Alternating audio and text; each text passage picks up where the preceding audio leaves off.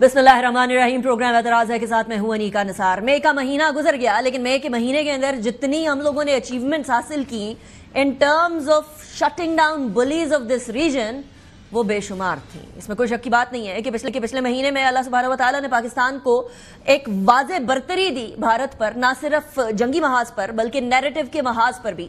लेकिन अब इसको कंसोलिडेट करना एक अव्वलीन तरजीह होनी चाहिए।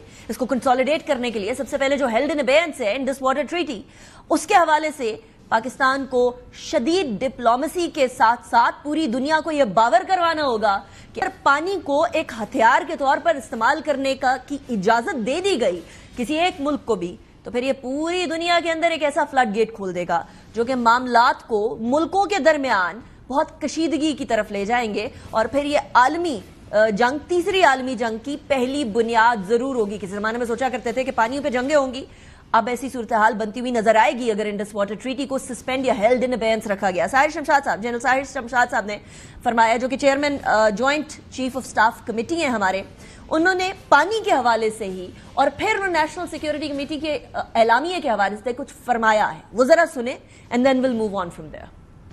Weaponization of water by holding Indus Water Treaty in abeyance is in total defiance of the international laws, since it is an existential threat for the people of Pakistan. If there is any effort to stop, divert or delay the Pakistan's share of water, as clearly spelled out by our National Security Committee, it could be considered as an act of war.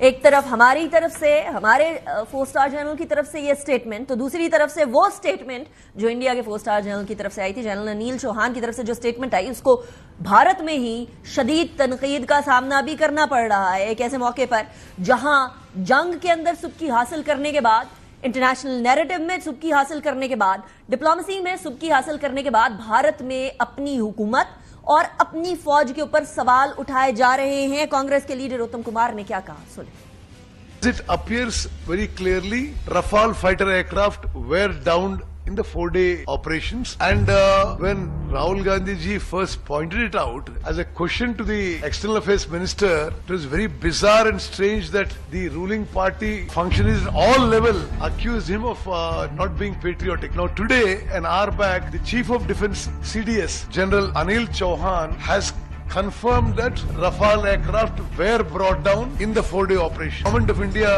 should stop denying that. Most of the firing in this 4-day operation was done by the respective countries from within their international borders, and we'll still lose fighter aircraft. I think a serious reassessment of the technologies needs to be done.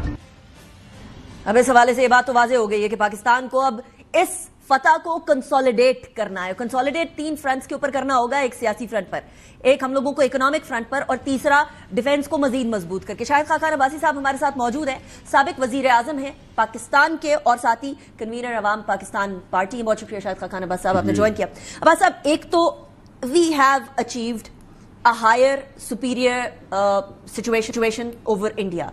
बहुत सारे पैराए के अंदर भारत अपने narrative को भी cell नहीं कर सका, जो नैरेटिव सेल करने के हवाले से बड़ा मशहूर था। अब इसको कंसोलिडेट करना है अब्बास साहब। एक तो हमारा पॉलिटिकल फ्रंट एक दफा दोबारा गर्म होते हुए नजर आ रहा है, विच शुड नॉट बी सो। हमारी यूनिटी ये जो मेंटेन हुई, इसको कैसे आगे लेकर जाया जाए।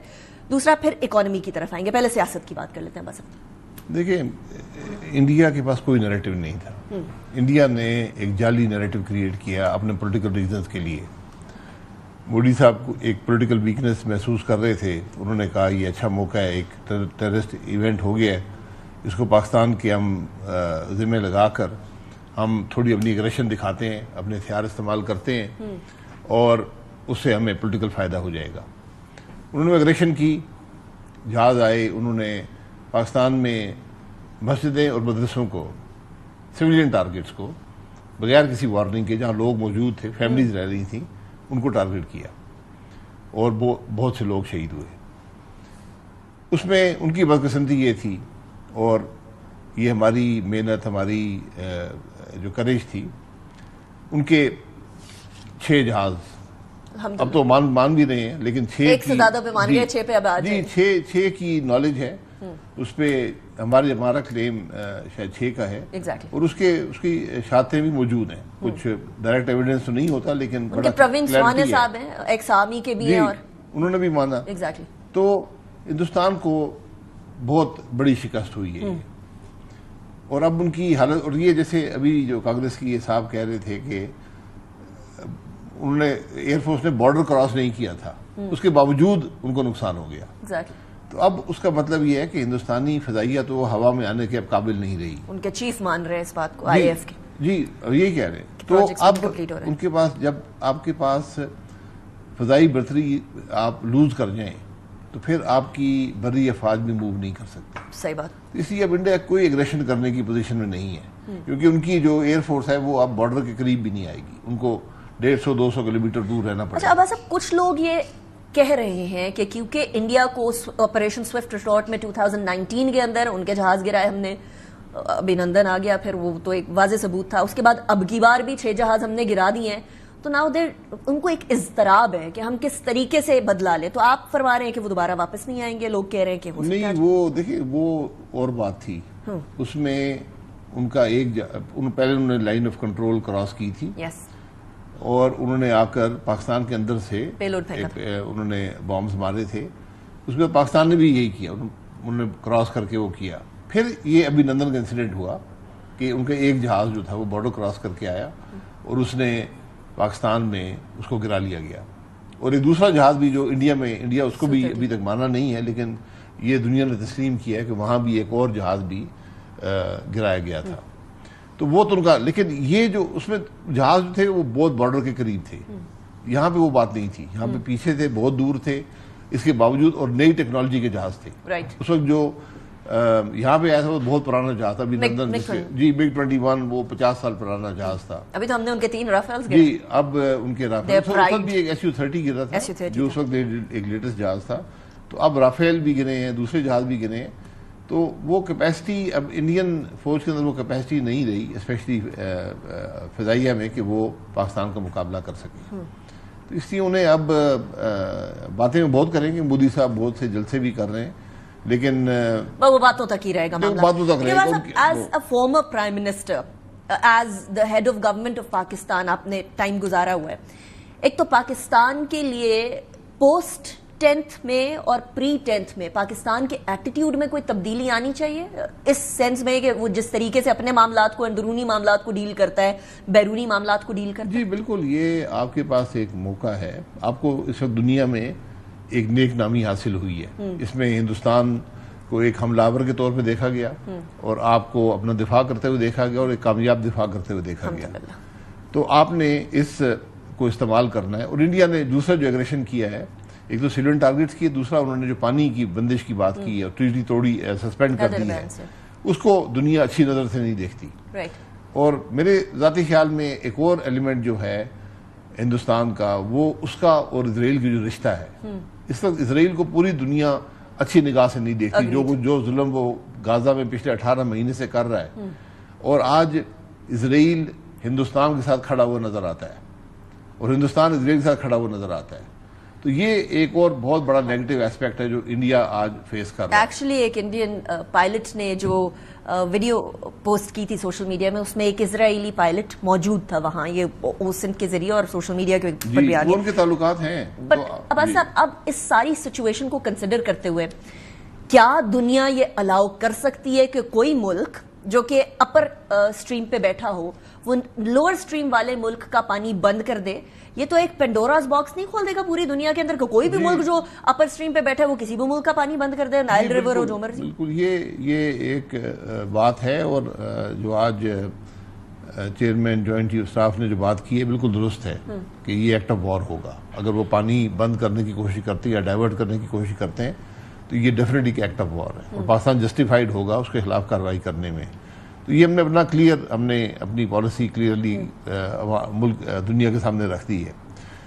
تو اس لیے ہمیں اب اپنے ڈپلومیٹک ایفرٹس کو اور جو فورم ہے واٹر ٹریٹی کا جو ورلڈ بینک ہے وہاں پر اس کو پرسو کرنا ہے. خواہ صاحب یہ آج کا معاملہ نہیں ہے. This has been going on for a long time and I've heard it from the horse's mouth کہ 2020-2021 کے اندر ہی انڈس واٹر ٹریٹی کا معاملہ شروع ہو گیا تھا, اور اس سے پہلے 2016 اور 2019 کے اندر پبلک سپیچز ہیں نریندر مودی کی کہ انڈس واٹر ٹریٹی کا جو پانی پاکستان میں جا رہا ہے ہم ڈائیورٹ کر کے بھارت میں لے کر جائیں گے. اب شارٹ ٹرم میں تو یہ پاسبل نہیں ہے، لیکن میڈیم ٹرم لانگ ٹرم کے اندر اگر بھارت یہ کوشش کرتا ہے اور ہم نے اس کو ایکٹ آف وار ڈکلیئر کر دی ہے تو how far do you think کہ پاکستان جائے گا ڈپلومیٹک سطح کے اوپر اور لا فیئر کے علاوہ وار فیئر میں اس معاملے پر؟ نہیں، آپ نے دیکھیں جو لا فیئر ہے وہ تو آپ نے لڑائی لڑنی ہے نا، ایبسلیوٹلی، کیونکہ وہ تو اس میں جو موقف ہے آپ کے حق میں ہے، جو قانون ہے وہ آپ کے حق میں ہے، اس میں کوئی دو رائے نہیں ہے. لیکن ساتھ ہی آپ نے یہ بھی کلیئرٹی دے دی ہے کہ اگر انہوں نے یہ کیا تو پھر ہم اپنا کارروائی اسے ایکٹ آف وار ہوگا اور ہم کارروائی کرنے کا حق رکھتے ہیں. تو یہ کلیئرٹی آ گئی اس معاملے میں. جی، اب جو سینٹیمنٹس ہیں انڈیا سے آ رہے ہیں، جتنی پاپولیرٹی گری ہے اس ٹائم پہ مودی کی آل آف اے سڈن، آپ سمجھتے ہیں کہ انڈینز کو بھی یہ بات سمجھ آ گئی ہے that this is only politics, اور کیا ان کی طرف سے کوئی ایسا ری ایکشن آئے گا جو پولرائزیشن ان کی سوسائٹی کے اندر ہے، ان کی طرف سے کوئی ایسا نیریٹیو یا کوئی ایسا ری ایکشن آئے گا کہ مودی کو ہم آنے والے وقتوں میں اقتدار میں نہ دیکھیں؟ جی بالکل، پولیٹیکل ڈیمیج بہت زیادہ ہوا ہے بی جے پی کا بھی اور مودی صاحب کا بھی. تو میرا خیال ہے بی جے پی کی ایک طاقت وہاں موجود ہے، اس کا ایک اپیل ہے، اور اسپیشلی جو انہوں نے یہ ہندوتوا کا جو سلسلہ شروع کیا ہے اس کو، اس کے جو ایکسٹریمسٹ ایلیمنٹس ہیں اس کے بڑے سپورٹ کرتے ہیں. لیکن اس کے باوجود پچھلے الیکشن میں ان کو میجورٹی نہیں مل سکی تھی. تو اب میرا خیال ہے کہ وہ مزید ویک ہوں گے، اور شاید مودی صاحب کی جو پرسنل سیاست ہے، ان کے بھی ٹرم میں 3-3.5 سال رہتے ہیں، وہ بہت متاثر ہو گئی. اور یہ 3-3.5 سال کیسے ہوں گے ہمارے لیے، پاکستان کے لیے؟ دیکھیں وہ زخم چاٹ رہے ہیں، ان کو بے پناہ اس معاملے میں تکلیف ہے اور ہونی بھی چاہیے. ایک بہت ویزیبل شکست ان کو ملی ہے، اور ان کا جو ایک زوم تھا کہ اب ریجنل پاور ہیں، بلکہ ریجنل نہیں بلکہ ایک گلوبل پاور ہیں، اپنے بہت زوم تھا اپنے ہتھیاروں پر، اپنے مسلح افواج پر، وہ ختم ہو گیا. اور وہ سب ریجنل ایشو بھی اب ختم ہو گیا، اب صرف پاکستان پہ فوکس ہے ان کا، اور وہاں بھی بے بسی ہے کہ پاکستان کا کچھ کرنے کے قابل نہیں ہے. الحمدللہ. وَتُعِزُّ مَن تَشَاءُ وَتُذِلُّ مَن تَشَاءُ. بس اب ذرا ہم اپنی کنسالیڈیشن کی طرف آتے ہیں. فتح ہمیں اللہ تعالیٰ کی طرف سے مل گئی، ہمارے اپنے افواج کی محنت کی وجہ سے مل گئی. The leadership, opposition and government both deserve a credit on that as well. لیکن اب ہمیں کنسالیڈیٹ تو کرنا ہے نا، اپنی اکانومی کو تھرائیو کروانا ہے، اور اپنے پولیٹیکل ڈفرینسز کو صرف ڈفرینس آف اوپینین تک رکھ کے سولوشن کی طرف بھی لے کر جانا ہے.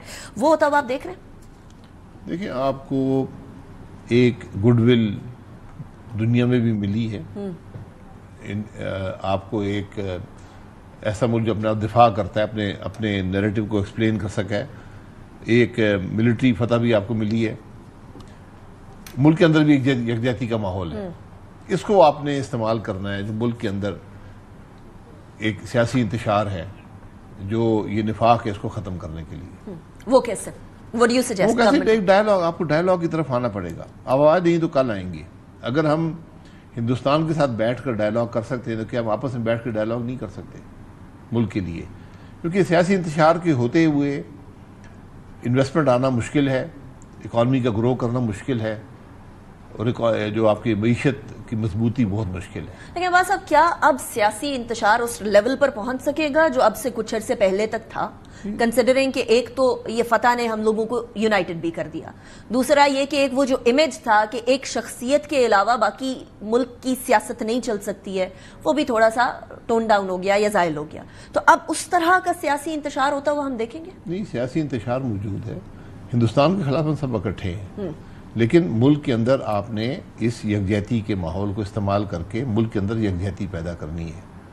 الیکشن آج بھی متنازع ہیں، جو سیاسی ڈفرینسز ہیں وہ آج بھی موجود ہیں. آپ نے اس کو ریکنسائل کرنا ہے. اس کا ایک ہی طریقہ ہے کہ ایک ٹیبل پر بیٹھیں، اس مسئلے کو حل کریں، آگے چلنے کی بات کریں، ملک کے ایجنڈے کی بات کریں، ہم نے ملک میں کیا کرنا ہے، کیسے ماحول کو آگے بہتر کرنا ہے، اور ایک اتفاق کی فضا پیدا کرنا ہے. لیکن عباس صاحب، اتفاق تو ابھی اپوزیشن میں بھی نہیں ہو پا رہا. وہ جو گرینڈ اپوزیشن الائنس کی بات تھی، چلیے الائنس نہیں تھا، اس کو الائنس کا نام نہ دیں، لیکن سارے ایک میز پر بیٹھیں گے، وہ بھی نہیں ہو پا رہا. آج کے پی کے گورنمنٹ کے اوپر جے یو آئی کے سربراہ مولانا فضل الرحمان صاحب وہ کہہ رہے ہیں کہ یہ تو کرپشن ادھر بے شمار ہے اور کرپشن از ریمپنٹ.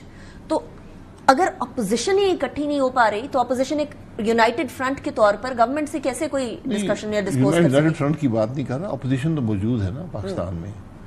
ایک پارلیمنٹ کے اندر بھی ہے، پارلیمنٹ سے باہر بھی، اور ہمارے ملک کے اندر، ہمارے معاشرے کے اندر ایک تفریق ہے. آپ نے اس کو دور کرنا ہے.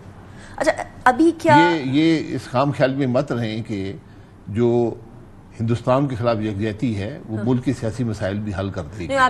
جب تک آپ اس کے لیے محنت نہیں کریں گے, آپ ایک ماحول نہیں پیدا کریں گے, ڈائیلاگ ملک کے اندر نہیں ہوگا, یہ معاملہ طے نہیں ہوگا. تو عباس صاحب, ابھی جو پاکستان تحریک انصاف احتجاج کرنے جا رہی ہے, اس میں کیا عوام پاکستان ہمیں نظر آئے گی یا نہیں؟ نہیں, احتجاج کس بات کے لیے کرنے جا رہے ہیں؟ میں نے پہلے بھی کہا ہے کہ یہ کوئی احتجاج نہیں ہوتا کہ ہمارا لیڈر جیل میں ہے, اس کو بالکل ہو سکتا ہے غلط ہو. ماضی تو یہی بتاتا ہے کہ ہمیشہ یہ کیس جھوٹے بنائے جاتے ہیں اور آخر میں ختم ہو جاتے ہیں, لیکن یہ ایک نکاتی ایجنڈا نہیں ہوتا. آپ نے بات ملک کی کرنی ہے. آج اپوزیشن جو ہے وہ پارلیمان کے اندر بھی اپنا اپوزیشن کا رول پلے کرے, پارلیمان سے باہر بھی ملک کی بات کرے, ملک کے نظام کی بات کرے, اس کی بہتری کی بات کرے, اور جو یہ نفاق ہے, جو الیکشن متنازع ہیں, جو انتشار ہے, اس کو ختم کرنے کی بات کرے. اس کے ساتھ ساتھ پی ٹی آئی کے پاس حکومت بھی ہے, وہ پاکستان کے عوام کو حکومت کر کے دکھائیں کہ ہم بہتر حکومت کر سکتے ہیں. آپ کو لگتا ہے وہ بہتر حکومت کر رہے ہیں یا کر سکتے ہیں؟ نہیں, حکومت تو ایک کوئی بھی نہیں چل رہی نا. اس کے اندر میرا خیال ہے کہ وہ ان کی جو پرفارمنس پچھلے 12 سال میں رہی ہے, اس پر کوئی شخص بھی مطمئن نہیں ہے.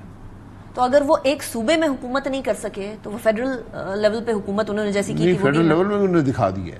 صرف ان کی خوش قسمتی یہ ہے کہ اس کے بعد جو آئے ہیں انہوں نے ماشاءاللہ ان کی بھی آپ یہ فرما رہے ہیں کہ it's a matter of ان کے دکھ بھی بلا دیے سب. ٹھیک ہو گیا. شاہد Khaqan Abbas sahab, thank you very much for joining me in the programme. Break کی بریک کے بعد علی پرویز ملک صاحب ہمارے ساتھ موجود ہوں گے. See after the break.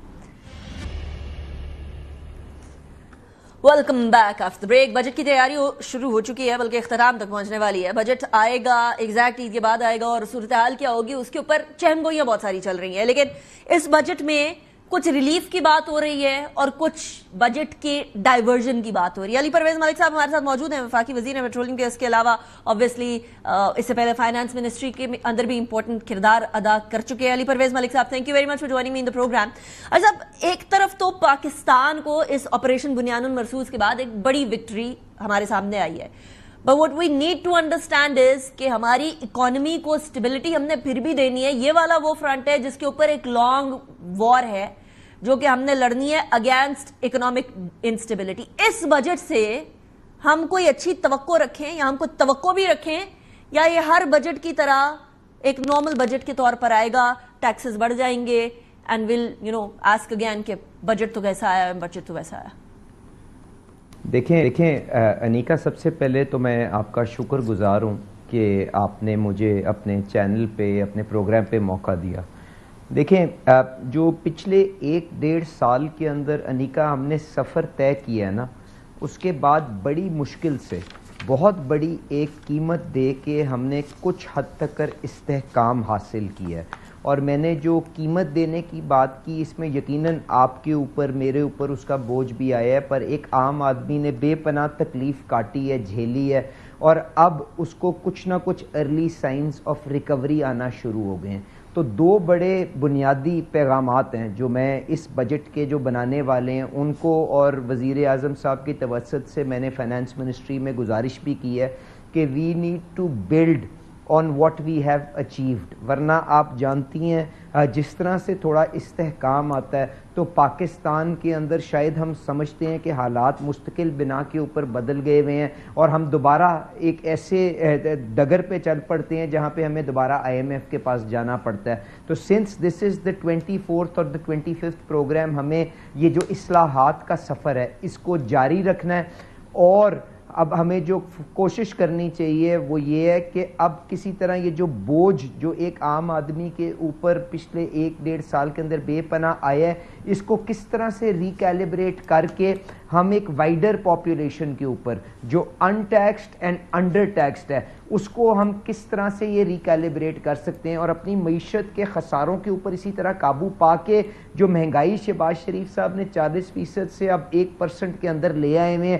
یہ جو ایک مہنگائی جو سب سے بڑا ایک ٹیکس ایک غریب آدمی کے لیے ہوتا ہے کیونکہ اس کی قوت خرید کو وہ تباہ کر دیتا ہے, اس کے اوپر اسی طرح لگام پاتے ہوئے how we have to do the recalibration. And جو پرائیورٹی سیکٹرز جنہوں نے شاید اپنے ہجوم سے بڑھ کے تکلیف کاٹی ہے پچھلے 1 سال کے اندر, تنخواہ دار طبقے, آپ کا ایگریکلچرل سیکٹر, آپ کا ایکسپورٹ سیکٹر, ان لوگوں کو آپ کو پروٹیکٹ کرنا چاہیے. You should not spread yourself too thin کہ آپ سب کچھ ایک ہی دفعہ کرنے کی کوشش کریں, اور اس سفر کو مرحلہ وار آگے لے کے چلنا چاہیے. میں تنخواہ دار طبقے کی طرف تو آؤں گی, بڑا براڈ میسج ہونا چاہیے. میں تنخواہ دار طبقے کی طرف آتی ہوں. علی پرویز ملک صاحب, مجھے پہلے جگہ آپ ریکیلیبریشن کی بات کر رہے ہیں, ایک اور ریکیلیبریشن کی بات میرے پروگرام میں فیصل واڈا صاحب نے کی تھی کہ ڈیفنس بجٹ کو بڑھائیں گے یا بڑھایا جائے گا, تو ایسی کوئی کنفرمیشن یا پھر ریبٹل آپ کی طرف سے؟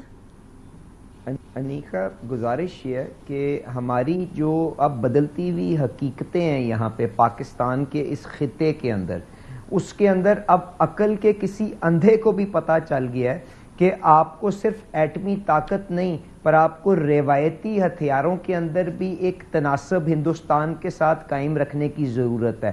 تو اس لیے میں تو آن ریکارڈ ہوں, جب یہ کانفلکٹ جاری تھا کہ اس میں میں نے کہا کہ ہمیں ہر قسم کے وسائل اپنی دفاع کے لیے مہیا کرنے چاہیے, وائل کیپنگ دا خساراز ان چیک. اب وہ کیسے ہوگا؟ اس کے لیے دیکھیں, آپ کو یا تو اپنا ریسورس اینولوپ بڑھانا پڑے گا, یا صوبوں کو جن کی دفاع بھی اسلام آباد کی ذمہ داری ہے, جن کے پاس ایک بہت بڑا وسائل کا حصہ اسلام آباد ٹرانسفر کر کے صوبوں کو دے دیتا ہے, ان کو شاید ایک قدم آگے آنا پڑے گا اور اپنا حصہ اور اس بوجھ کے اندر اپنا کندھا فراہم کرنا پڑے گا. یا اس کو ان اندر وے میں آپ سے گزارش کروں کہ دیکھیں, بہت سے ایسے کام ہیں جو وفاقی حکومت آج اپنے ذمے لیے بیٹھی ہے, پر 18ویں ترمیم کے تحت یہ صوبوں کی ذمہ داری بنتی ہے. میں ایک مثال دے دیتا ہوں, Benazir income support programme, social welfare programme, جو 700-800 ارب روپے کا پروگرام ہونے جا رہا ہے, جو نہایتی اہمیت کا حامل ہے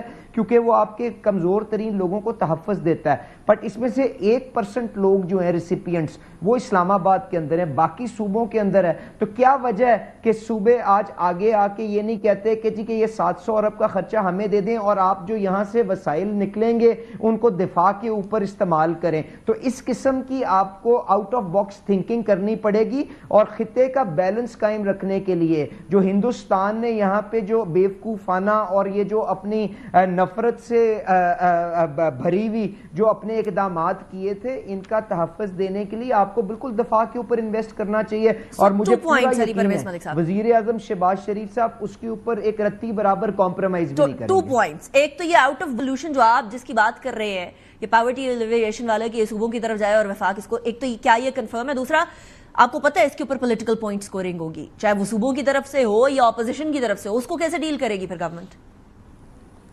دیکھیں انیکا, گزارش یہ ہے کہ پولیٹیکل پوائنٹ سکورنگ نے ہی ہمیں پچھلے 70 سال میں اس جگہ پہ پہنچایا ہے کہ ہم 1-1 ارب ڈالر کے لیے ہم گڑگڑاتے پھر رہے ہیں, اپنے دوستوں کے آگے, بین الاقوامی اداروں کے آگے ہاتھ پھیلا رہے ہیں. تو it is time that we rise above our petty politics, اور پاکستان کے مفاد میں جو صحیح ہے, جو 18ویں ترمیم کے اندر جو لکھا ہوا ہے, جو صوبوں نے جو IMF کے ساتھ جو نیشنل فسکل اکارڈ کیا ہے اس کی روح کے مطابق ہے. تو اس چیز کے اوپر ہمیں پیش رفت کرنی پڑے گی. یہ چیز انڈر ڈسکشن ہے. Finance minister sahab would be the right person to ask کہ جی اس کے اوپر کتنی پروگریس ہوئی ہے. میں نے آپ سے صرف یہ گزارش کی ہے کہ ہمیں دفاع کے لیے وسائل مہیا کرنے ہیں, اور کیا وہ ایک طریقہ ہو سکتا ہے جس سے ہم ایڈیشنل ریسورس موبلائزیشن ڈیفنس کے لیے مہیا کر سکتے ہیں. But the right answer, the right person would be the finance minister of Pakistan, and I am sure he is working on all these options. Certainly کچھ چہم گوئیاں چل رہی تھی اس پورے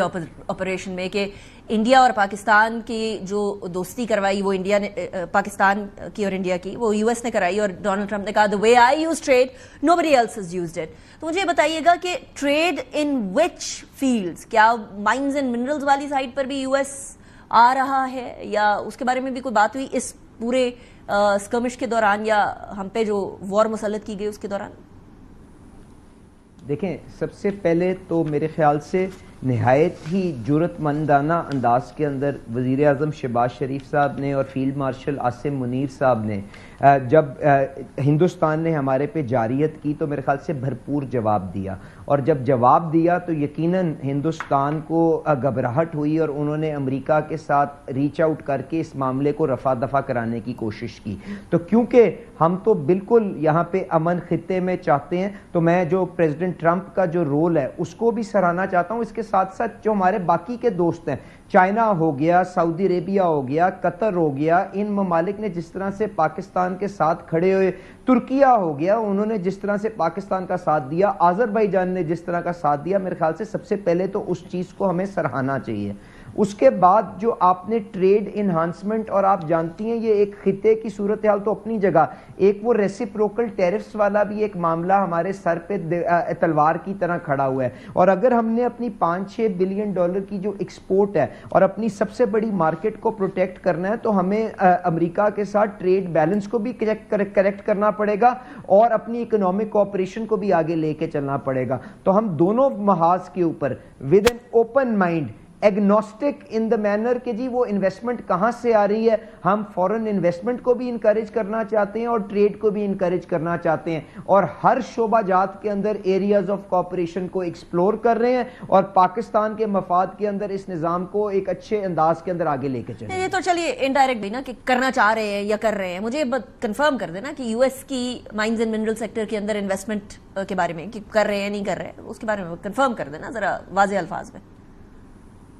دیکھیں ابھی ہماری تو آپ جانتی ہیں جب انویسٹمنٹ سمٹ ہوئی تھی، منرل انویسٹمنٹ فورم کی ہوئی تھی، وہاں پہ ایک بہت بڑا ڈیلیگیشن ایرک مائرز نے خود اس کو لیڈ کیا تھا اور انہوں نے وہاں پہ بھرپور شرکت کی تھی۔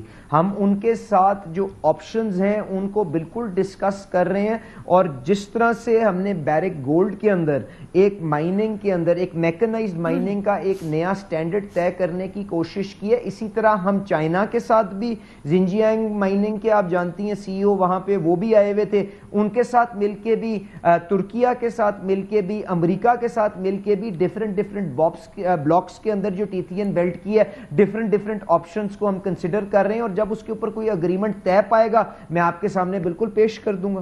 چلیں اب آپ نے وپرو میں سیلریڈ کلاس کی بات کی تھی، تو سیلریڈ کلاس پہ بھی آئی جاتے، کتنا ریلیف دے رہے ہیں آپ اس کو یا کوئی ریلیف نہیں دے رہے ہیں؟ کیا اس بجٹ کے اندر ہمارے لیے جو ہم سب سے زیادہ ٹیکس دے رہے ہیں ہمارے لیے کیا ریلیف؟ دیکھیں انیکا نے بالکل ٹھیک کہہ رہی ہیں، سب سے بڑا سیگمنٹ جس کو ریلیف دینے کی ضرورت ہے وہ سیلریڈ کلاس ہے، اور مجھے پوری امید ہے کیونکہ کچھ جو اس کے اوپر گفت و شنید جاری ہے اس کا میں بھی حصہ رہا ہوں کہ آپ کو اس کے اندر سبسٹینشل ریلیف اس بجٹ کے اندر نظر آئے گا، اور بلکہ اس حد تک میں نے وزیر اعظم صاحب کو مشورہ دیا، فائنانس منسٹر صاحب کو مشورہ دیا کہ کسی بھی اور طبقے کو ریلیف دینے سے پہلے آپ کو سیلریڈ کلاس کو ریلیف دینا چاہیے، both in terms of allowing the exemption limit کہ اس کو آپ نے کیا 50,000 مہینے سے بڑھا کے اس کو کچھ اور لمٹ کرنا ہے یا اس میں کتنی ریلیف دینی ہے، یا ایک نوشنل سا نمبر اس کے خلاف آپ نے ٹیکس اپنی لوسٹ بیس کے اوپر رکھنا ہے، کیونکہ انیکا ایک جو چیلنج ہوگا وہ یہ ہوگا کہ جب آپ 50,000 مہینے سے اٹھا کے فرض کریں لاکھ روپے مہینے کے اوپر آپ جب اپنی ایگزیمپشن لمٹ کو لے کے جائیں گے تو ایک بہت بڑا عوام کا نمبر آپ کے سامنے آئے گا، تو you also don't want them to go off the tax grid, تو آپ ایک کوئی نامنل سا ٹیکس لگا کے ان کو ریلیف بھی دیں گے، ان کو ٹیکسیشن کی فولڈ میں ریٹرنز وغیرہ بھی جمع کروائیں گے، اور اسی طرح اس کا امپیکٹ ہر اوپر والی سیلریڈ کلاس کے اندر جائے گا۔ اور وزیر اعظم صاحب کی یہ بھی کوشش ہے کہ جو سر چارج لگا ہوا ہے آپ جیسے لوگوں کے اوپر جو کروڑوں روپے مہینے کی تنخواہ لیتے ہیں، جو بڑی بڑی گاڑیاں چلاتے ہیں، جن کے لیے شاید اب مشکل ہو گیا تھا لائف سٹائل مینٹین کرنا، اور وہ 10-10 لاکھ کے نمبر کے حساب سے وہ پاکستان چھوڑ کے جا رہے تھے جس سے ہم ٹیلنٹ بلیڈ کر رہے تھے، ان کو بھی سر چارج کے اندر کوئی نہ کوئی ریلیف دینے کی بھرپور کوشش ہوگی۔ تو انشاءاللہ آئی ایم ہوپ فل، اور اللہ تعالیٰ خیر رکھے آپ لوگوں کو بھرپور ریلیف، جن کی آپ نے آواز بنی ہے، جن کی آپ نے آواز اٹھائی ہے، ان کو ریلیف انشاءاللہ اس بجٹ میں ملے گا۔ یہ ویسے وہ آواز تو ہم بنتے سیلری کلاس کی، لیکن یہ جو بیچ میں آپ نے یہ وہ تنخواہ والی بات کی نا کروڑوں، یہ مجھے بھی ذرا بتائیے گا کہ کون اور کس کی اور کہاں ہے، تاکہ ہمیں بھی پتہ چلے، ہمارے علم کے اندر بھی ذرا اضافہ کیجیے گا instead of just throwing a number there. لیکن ایک طرف تو وہ والی مائننگ ہے نا جو آپ سنبھال رہے ہیں، لیکن ایک اور مائننگ ہے جو کہ کرپٹو کی مائننگ ہے، اور اب ہم کرپٹو کرنسی کی طرف آ رہے ہیں۔ کرپٹو کرنسی کاؤنسل بن گئی پاکستان کی، اور دنیا بھر سے انویسٹمنٹس کو ہم لوگ ادھر لے کر آ رہے ہیں۔ پھر ایک کیپیسٹی سرچارج ہے جو ہمارے گلے ڈال دی جاتی ہے، صارفین کے گلے ڈال دی جاتی ہے، وہ بھی اس طرف چلی جائے گی کہ ایٹ لیسٹ 2000 میگا واٹ کی جو بات ہو رہی ہے وہ بھی اس طرف چلی جائے گی۔ آپ آئی ٹی سیکٹر کے اندر پاکستان کی اس گروتھ کو کس طرح سے دیکھتے ہیں؟ آپ سمجھتے ہیں کہ پوٹینشل ہے؟ آپ سمجھتے ہیں کہ یہ جو پاکستان ایک دم سے ساؤتھ ایشیا کے اندر کرپٹو کے حوالے سے ابھر کر آیا، جس کے اوپر انڈیا بھی اس ٹائم پر خبریں چلا رہے ہیں, they're kind of threatened by it. How do you see it? آپ کی نظر میں وہ کیسا؟ آپ نے بالکل ٹھیک کہا, کیونکہ this will primarily be a power play, تو اس میں اویس لغاری صاحب کی بہت ذمہ داری ہوگی. پر میں آپ کے ساتھ جو اپنی سوچ ہے اس معاملے کے اوپر وہ پیش کر دیتا ہوں. گزارش یہ ہے کہ ہمیں ریگولیٹری انوائرمنٹ اور اس معاملے کو آگے کس طرح سے لے کے چلنا ہے, اس کے اوپر بڑا سوچ سمجھ کے پھونک کے آگے قدم لینا ہوگا. Because it is a speculative asset جس کے اوپر ہم یہ اپنی ٹیکنالوجی اور اپنے ریسورسز کو انویسٹ کرنے چاہ رہے ہیں. ہمارے پاس بالکل ایڈیشنل پاور موجود ہے, پر کیا 5 سینٹ کے اوپر 6 سینٹ کے اوپر ہم وہ دے سکتے ہیں کہ نہیں دے سکتے, اس کے اوپر میرے تحفظات ہیں. اور اگر ہم دے بھی سکتے ہیں تو کیا 2000 میگا واٹ کو ڈیٹا مائننگ کے لیے ڈیڈیکیٹ کرنا از دا رائٹ چوائس, یا اس 5 سینٹ کی بجلی کو آپ ایکسپورٹ کو دے کے 30 بلین سے 60 بلین ڈالر کی ایکسپورٹ بنانا چاہتے ہیں. These are the kind of serious comparisons and the serious kind of analyses that needs to be done in our drawing rooms, in our studies, in our offices. تو میرا تو اس پہ یہ مشورہ ہوگا کہ بالکل اس پہ پروسیڈ کریں. ہم دنیا کے اندر کسی بھی ٹیکنالوجی کے اندر پیچھے نہیں رہنا چاہتے, پر اس کے پروز اینڈ کونس اینڈ کس کا سرمایہ اور وہ سرمایہ کہاں سے آئے گا اور کون سے وسائل استعمال ہوں گے اور اس کو کس کو ڈیڈیکیٹ کرنا چاہیے. کیونکہ at the end of the day انیکا, we are not Saudi Arabia, we are not Brunei, we are a resource starved and starved country جس کے اندر ہمیں پرائیورٹائز کرنا ہوگا. تو I have a certain view on that priority list. I have shared it with the finance minister. میں نے power minister صاحب کے ساتھ بھی انگیج کرنے کی کوشش کی ہے کہ بھائی اگر آپ 5 سینٹ پہ بجلی دے سکتے ہیں تو انڈسٹری کے لیے بھی تو بجلی سستی کریں. اگر آپ انڈسٹری کے لیے سستی نہیں کر سکتے, جو آپ نے شاید وزیر اعظم صاحب کی کاوشوں سے ایکسٹرنل سپورٹ کے ساتھ کی ہے, پر جو پیک کا ٹیرف ہے پہلے اس کو تو کم کریں نا. آپ 35-36 روپے کی بجلی پیک ریٹوں کے اوپر کیوں لے رہے ہیں اگر آپ کے پاس سرپلس پاور ہے؟ تو this kind of analysis needs to happen, and where you need to dedicate these resources, I think that is going to be crucial. And I am fully confident کہ ان ساری چیزوں کو ایویلیویٹ کر کے ہم ایک کانشیس, ایک سوچے سمجھے کیلیبریٹڈ طریقے کے ساتھ آگے لے کے چلیں. تو علی پرویز ملک صاحب, کیا آپ کو کوئی لیک آف بیلنس لگ رہا ہے, کوئی توازن کا فقدان لگ رہا ہے کہ جو ایکسپورٹ ابھی ٹریڈیشنل ایکسپورٹ ہے اور اس آئی ٹی سائیڈ پر جو بجلی فراہم کی جائے گی, ایک تو اس میں, اور اوور آل کہ آپ کو فیوریٹزم ہو رہی ہے, دوسرا یہ کہ ایکسپورٹرز کو اس سے پہلے بھی تو ریلیف دیا گیا ہے نا, بہت ساری سبسڈیز بھی دی گئی ہیں, لیکن ہمارا ایکسپورٹ ان کمپیریزن ٹو جو ریلیف دیا گیا وہ اس طرح سے تو نہیں آگے بڑھ سکا. تو وہاں بھی تو لیک آف بیلنس ہے کہ جو چیز آپ کو جو سبسڈی پرووائڈ کی جا رہی ہے اس کے کمپیریزن میں آپ کا ایکسپورٹ جا کتنا رہا ہے اور کتنی ایکسپورٹ ڈائیورسیفیکیشن کی گئی ہے. تو اگر ہم یہاں ایکسپورٹ ڈائیورسیفیکیشن کرنے لگے ہیں ٹورڈز آئی ٹی سیکٹر, جو کہ فیوچر ہے, جو کہ شاید ہمیں کئی سالوں پہلے کر لینی چاہیے تھی, تو اس میں کیا غلط بات ہے؟ لیک آف بیلنس آپ کو کدھر نظر آ رہا ہے؟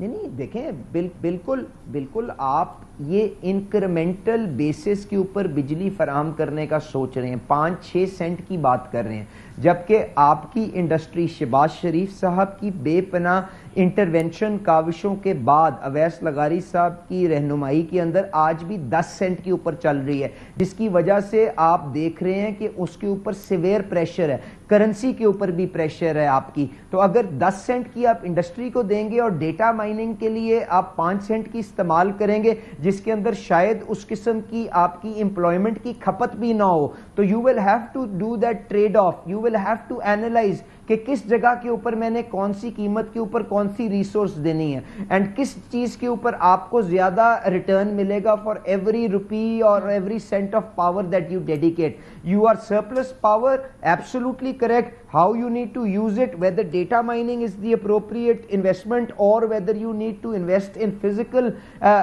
manufacturing جہاں پہ آپ کی لوگوں کی کھپت بھی ہو, employment بھی generate ہو, sustainable exports بھی ہو, this is what needs to be evaluated. ٹھیک ہو گیا علی پرویز ملک صاحب, thank you very much. یہ ایک intense discussion ضرور ہوگی کہ دونوں ہی ممالک یا دونوں ہی forms of export اس دنیا کے اندر جانی مانی ہے.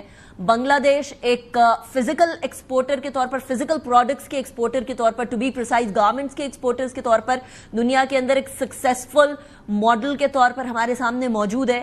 لیکن at the same time IT sector جو اس ٹائم پر آبویسلی انڈیا کا کافی زیادہ افیکٹ ہوا ہے, اس کی گڈ ول بڑی افیکٹ ہوئی ہے آفٹر بنیان محسوس, کیونکہ ہم لوگوں نے وہاں سائبر اٹیک کر کے 70% انڈیا کی گریڈ جو الیکٹریسٹی کی پروویژن ہے اس کو تو ڈاؤن کر دیا تھا. ویسے تو اتنا ان کا انسیف سسٹم ہے, تو یہ والا بھی معاملہ اگر پاکستان کی طرف آ جائے, یہ بزنس بھی اچھا خاصا پاکستان کو فائدہ دے سکتا ہے. آئی ٹی سیکٹر کی گروتھ ہم لوگوں کو اس سے بہت پہلے کر چکے ہونا چاہیے تھا, لیکن ہم نہیں کر سکے. تو ڈائیورسفیکیشن ہو جائے, اگر ہم فزیکل سائٹ پر بھی ایکسپورٹ کر رہے ہو اور آئی ٹی سائٹ پہ بھی ایکسپورٹ کر رہے ہو, تو اس کے اندر نہ تو کوئی قباحت ہونی چاہیے اور نہ ہی ہم لوگوں کو اس حوالے سے کسی بھی طریقے سے کترانا چاہیے ہے. کھپت امپلائمنٹ کی دونوں طرف ہو سکتی ہے. گورنمنٹ ہیز ٹو سی کہ بیلنس کیسے کریٹ کیا جائے. بریک کی طرف جائیں گے ابھی, اور بریک کے بعد احتجاج کی بات ہو رہی ہے. ڈفرنس آف اوپینین اپنی جگہ پر موجود, لیکن اگر ڈفرنس آف اوپینین سے معاملات آگے بڑھتے ہیں تو پھر کیا ہوگا؟ اسد کیسر صاحب ہمارے ساتھ موجود ہوں گے. بریک کے بعد بات کرتے ہیں. Welcome back after break. Pakistan Tehreek Insaf اس ٹائم پر سڑکیں گرم کرنے کو تیار ہے, احتجاج کرنے کو تیار ہے, لیکن ساتھ ہی ساتھ کے پی کے کی حکومت جو کہ پی ٹی آئی کے پاس ہے اور پچھلے 3 ٹینیور سے ان کے پاس ہے, ان کے اوپر الزام پر الزام لگ رہا ہے. اب حکومت تو لگا ہی رہی تھی فیڈرل گورنمنٹ, اور ان کی تو آپس میں ٹھنی ہوئی ہے, تو اس کو اتنا سیریسلی نہیں لیا جا رہا تھا. پیپلز پارٹی کے گورنر ہیں, وہ بھی الزام لگا رہے تھے کنٹینیوسلی جو کرپشن کا ہے, لیکن اب مولانا صاحب جن کے ساتھ ہی مل کر بیٹھنا چاہتے تھے, اتحاد کرنا چاہتے تھے, وہ بھی یہی الزام لگا رہے ہیں. اس حوالے سے گفتگو کرنے کے لیے ہمارے ساتھ اسد کیسر صاحب موجود ہیں, سابق اسپیکر ہیں قومی اسمبلی کے اور پاکستان تحریک انصاف کے سینئر رہنما بھی ہیں. Asad sahab, thank you very much for joining me in the programme. Asad, before I ask question, میں مولانا صاحب کا ایک کلپ چلوانا چاہ رہی ہوں, وہ آپ پلیز ملاحظہ کریے گا اور پھر اس پہ بات کرتے ہیں. اس صوبے میں کرپشن اس وقت تک ختم نہیں ہو سکتی جب تک کہ یہاں جمعیت علماء اسلام کی حکومت نہیں ہو. پیپلز پارٹی کا احتجاج اس لیے نہیں کہ کرپشن کیوں ہوئی ہے, بلکہ اس کا احتجاج اس بات پر ہے کہ ہمارا ریکارڈ کیوں توڑا گیا ہے. اسد صاحب, گفتگو آپ نے سنی ہے, وہ کہتے ہیں جے یو آئی کی جب تک حکومت نہیں آئے گی تب تک کرپشن نہیں ختم ہوگی. اب اتنے سارے ایون پی ٹی آئی کے ود ان لوگ کہہ رہے ہیں کہ حکومت میں کرپشن ہو رہی ہے, تو پی ٹی آئی کا تو ایک سلوگن ہی اینٹائی کرپشن کا تھا. اسد صاحب, یہ کیوں اتنی صدائیں بلند ہونے لگ گئی؟ دیکھیں, سب سے پہلے بات یہ ہے, اگر کسی کے پاس کوئی ثبوت ہے تو نیب میں چلے جائیں, اور دیگر بھی ہمارے جو ہے نا اینٹی کرپشن کا ادارہ بھی ہے, وفاق کے پاس. آپ کو پتہ ہے وفاق تو ایف آئی اے سارے اس کے ماتحت ہے, تو پھر کیوں کیس نہیں بناتا؟ دیکھیں, یہ ایک پرسپشن بنا رہے ہیں, اور مجھے یہ لگ رہا ہے کہ یہ صوبائی حکومت کے خلاف جو ہے نا کوئی گراؤنڈ بنا رہے ہیں, اور صوبائی حکومت کو ڈیسٹیبلائز کرنے کے لیے یہ کوئی منصوبہ بندی ہو رہی ہے. یہ ان کی غلط فہمی ہے کہ دیکھیں اس وقت جو صورتحال ہے, ہمیں مل کیا رہا ہے. ہماری صوبے کو جو ہماری بنیادی حقوق ہے, یعنی جو ہمارے رائٹس ہیں یا جو ہمارے بقایا جات ہے وفاق کے ساتھ, ابھی تک وہ پیمنٹ نہیں ہو رہی ہے. اس وقت اس پورے سال میں کوئی نئی ٹینڈر نہیں ہو سکا کوئی, کیونکہ بنیادی وجہ یہ ہے کہ آپ اپنی کمٹمنٹ جو آپ نے فاٹا کے ساتھ کیا تھا کہ اس علاقے کو آپ جب مرج کر رہے تھے, تو اس میں آپ نے کہا کہ 1000 بلین روپیز جو ہے نا ہم اس 5 سال میں لگائیں گے. کدھر ہے وہ پیسے؟ کوئی پیسہ نہیں ہے. آپ نیٹ ہیڈ اینڈ پروفٹ کے پیسے نہیں دے رہے, آپ ٹوبیکوسس کے پیسے نہیں دے رہے, آپ جو روٹین میں ہمارا این ایف سی ہے, این ایف سی کے مطابق جو ہے نا ہمارا شیئر نہیں دے رہے. اصل توجہ سے ہٹانے کے لیے اور صوبائی حکومت کو ڈسٹیبلائز کرنے کے لیے یہ ایک. ویسے اسد صاحب, مجھے ایک بات, میری سوال یہ ہے سادہ صاحب کہ کیا صوبائی حکومت کو ڈیسٹیبلائز کرنے کے لیے کسی اور کی ضرورت ہے؟ صوبائی حکومت کو ڈیسٹیبلائز کرنے کے لیے تو پی ٹی آئی میں آپس میں بڑی چپکلش ہے.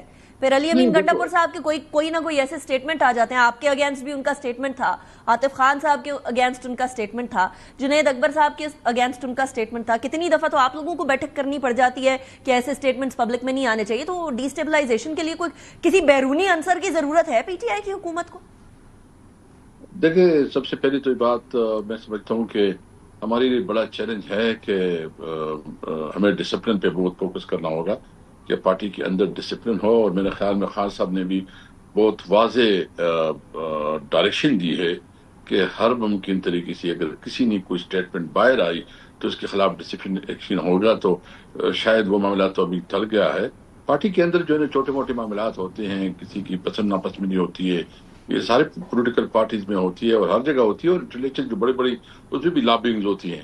لیکن اس وقت جو مین مسئلہ ہے جس کو آپ بھی ٹریک کر رہے ہیں, اس وقت یہ سوچیں کہ یہ ملک کس طرف جا رہا ہے.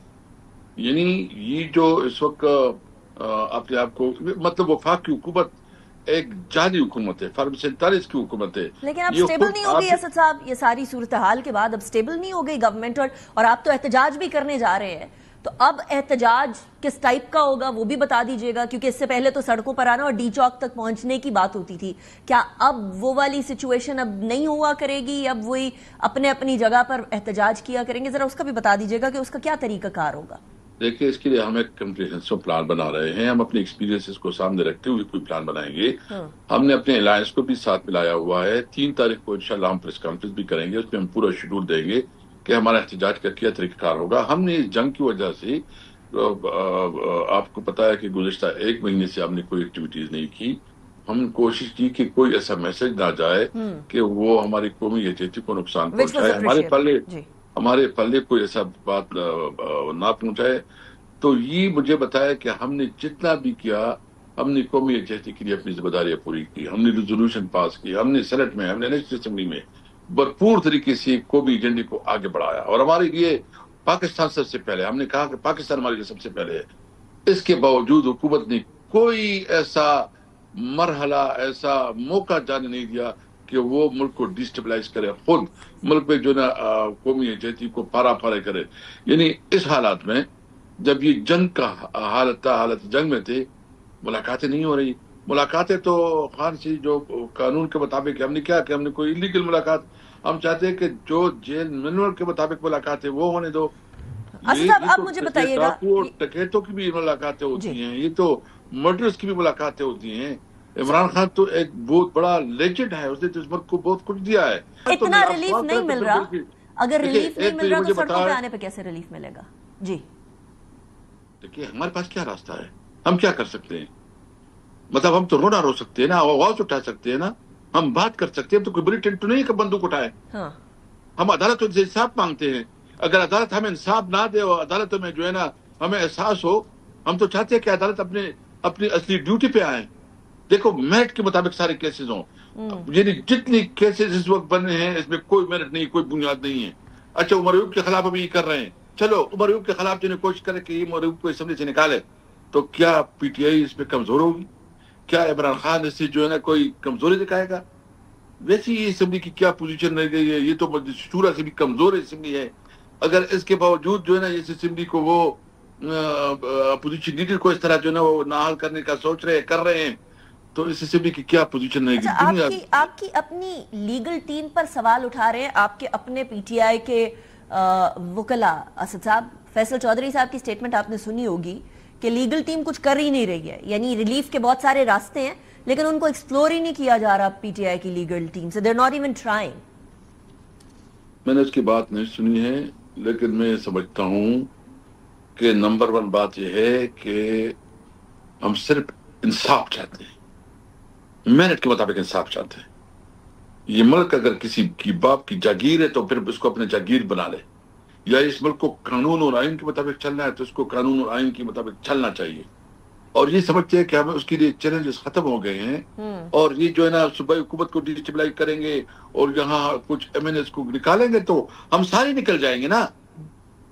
مطلب یہ دیکھیں, یہ کیا دنیا میں تماشا لگائے گا؟ یعنی ہم نے جو ذمہ داری دی ایک ریسپانسبل پولیٹیکل پارٹی کی, ہم نے پوری ذمہ داری دی, پوری کی. اب اگر اس قسم کا یہ حرکتیں کریں گے کسی کو اور یہ دماغ جیلوں میں ڈالے, بے شک ڈالے, کیا ہو جائے گا؟ ان کی تسکین ہو جائے گی, کر لے تسکین. ہم نے جیسے جیل ویسے بھی گزاری ہے.